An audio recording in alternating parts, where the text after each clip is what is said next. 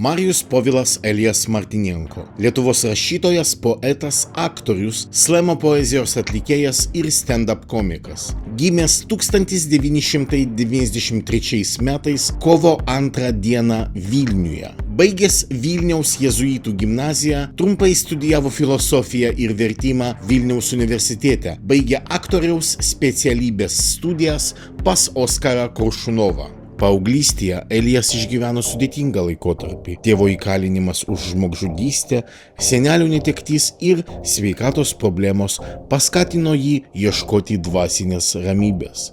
2013 metus jis praleido vienuolynuose Lietuvoje, Belgijoje ir Italijoje, kur gyveno be ryšio su išoriniu pasauliu, dirbo fizinius darbus ir rašė laiškus. Grįžęs į Lietuvą, Elijas dirbo įvairius darbus, nuo vertėjo iki radijo įgarsintojo. 2016 metais Europos slemo čempionate Belgijoje užėmė 3. vietą. 2018 metais išleido debiutinę knygą Be 5 pasaulio pradžia. Elijas taip pat pasirodė kine ir televizijoje, tokiuose filmuose kaip 10 pasimatymų, Okupert ir Sutemose.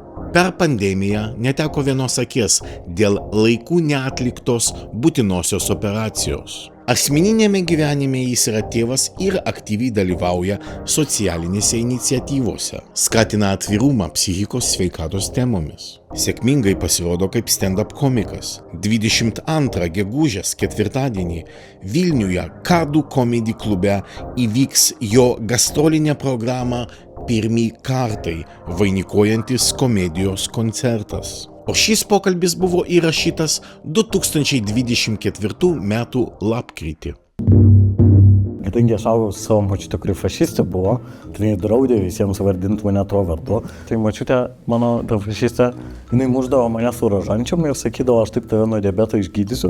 Kai neišgydė, pradėjo sakyti, kad čia tau Dievo bausmė, o aš tave su rožančium mušu dėl to, kad tu žydas ir jūs nukryžiavote Jėzų. Skaudantys žmonės, visi labai, močiutė, mano močiutės laikais turbūt dar nebuvo išrasta psichika, tai niekas jai nieko nediagnozavo, dabar gal pasakytų, kad jinai buvo ten histrioninė asmenybė, bet anuo metu jinai tiesiog buvo šlykšti suka visiems. Šiuo metu visas jo gyvenimas iš esmės buvo nugyventas efekto būsenoje. Tai išėjo pavogęs tos batus, grįžo į Martinkonių kaimą pas savo sugyventinę, rado jo lovoj su kitu, paėmė peilį ir, kaip rašoma buvo byloj, skaičiau 17 dūrių į kaklą, krūtinės ir genitalijų sritis. Tu negalima. Tu dirbi dabar atskalinė net. Man vienodai, ar tavo darbas pagerėja, ar pablogėja. Man nepatinka, kad tu geri. Man nepatinka. Gali negerti. Man taip iš tikrųjų klasiokai sakė, kada mes nuvažiavom, su klasė prie jūros ir ten buvo auklėtoja, jinai labai pergyveno, kad aš geriau. Ir man tiesiog tada pagrasino, sako, jeigu gersi, duosim tau Aš toks gerai negersi. Šitą gali iš stand-upą įtraukti. Ir kaip tie žmonės juokauja užkulisiuose, kur mūsų kalbas prasidėdavo, tai kas tave vaikystėje mušė ir prievartavo. Atrodo lygiai taip pat kaip vasaros gatvėje pacientai koridoriuose. Lygiai tas pats. Bet čia menas.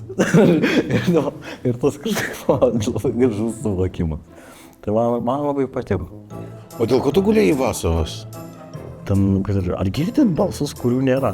Aš galvoju, jeigu aš jau girdžiu balsą, tai jis yra. Tu taip juokavai? Jo, bet ir nelabai suprato. Bet tu negirdėjai iš tikrųjų balso? Jo, aš jau girdėjau. Ką balsai sakė? Ir aš surinkinėjau aukas, vaikščiau su ta pintinėlė bažnyčiai. Girdžiu tą tokį balsą, kur kaip mes visi laukiam tavo mirties. Ir aš taip atsisuku į moterį. Ten pensijos stovi ir žinau, kad tau negerai.